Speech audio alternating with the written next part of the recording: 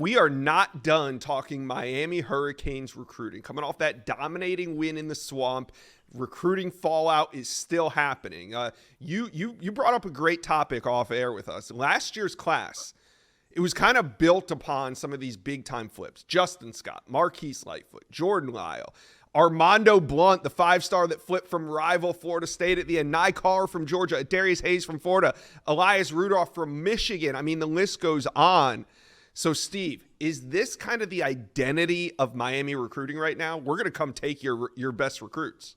Well, they play the long game at Miami. There's no question about that. Mario Cristobal and company, they never give up on a recruiting prospect, even if they're committed elsewhere. That's obvious with that 2024 class. Word around the program, Jordan Lyle is going to be one of the next great Miami running back. And you didn't even mention, Josh, the Frederique kid. It was a subtle flip from West Virginia, but he's been maybe the most impactful from that class so far, starting at the cornerback position for the Hurricanes. They're certainly going to be looking to swing a heavy spatula here in the 2025 cycle, looking for flips.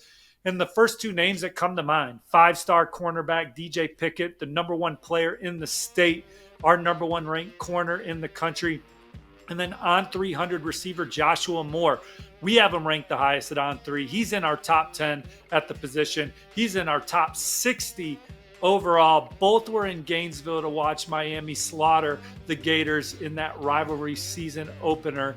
And DJ Pickett, we had the news this week at On 3 that he will be visiting Miami for the Florida State game later in the season. But I would not be surprised if he's in Coral Gables more than that earlier. We'll see if he pops up at a Miami game before the Florida State game. I think chances are strong. Now, LSU, he's got 3 LSU visits locked in for the future. Still going to be a tough flip, but I like the way the momentum is picking up for Miami there.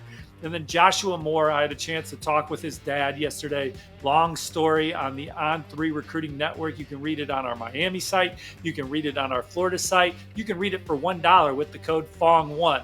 But talking to Joshua Moore's dad, said all the right things about Florida and the commitment, from it being the number one public academic school in the country, and that academics is more important than football.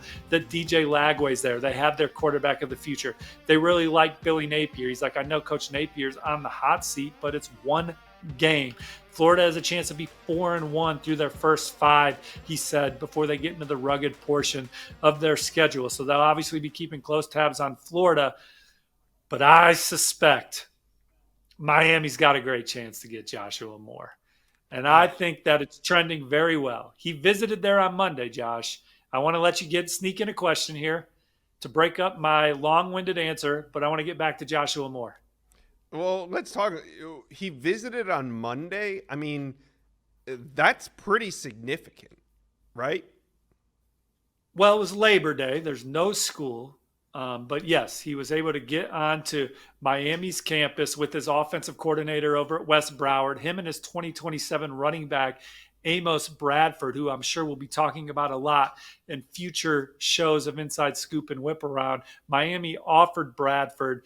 They had the 3 of them on campus. He got to see meetings and talk with the staff. And I'm telling you, Miami is way in that one for Joshua Moore. Oh, yeah. I mean, the reason I'm saying, isn't this a bigger deal? Because it's one thing for a recruit to show up at a game. You know, you can kind of downplay it. I just wanted to go see him play. I want to see him in action. Yeah, they're a team that's been recruiting me, so why wouldn't I go to a game? But to go for more of a one-on-one visit on a holiday, I mean, you know, that's taking time. You're making that a priority. His father, puts Kevin Beard in the same breath as Brian Hartline and points towards the development of Xavier Restrepo, Jacoby George. He's like, you see these Miami receivers really growing. And his dad's a huge Hurricanes fan. So is DJ Pickett's dad, Damian. And these are 2 guys that their sons are not committed to Miami right now. But a Miami team that is humming, that's going to maybe win the ACC, which gives you a top 4 seed in the college football playoff. That is wild. And it's hard for me to imagine kids and families, Miami fans, they are the best at tapping into their network, their legacy recruits, their area recruits, and keeping them home. It is hard for me to imagine a Miami team having a great season, not ultimately signing DJ Pickett and Joshua Moore. And I think that there is a lot of momentum around Joshua Moore right now. Yeah, everything you just said, I mean, it sounds to me like he's going to flip and potentially soon. Miami fans, am I wrong? Talk to me, comment section below. How do we feel about Joshua Moore flip chances? All right.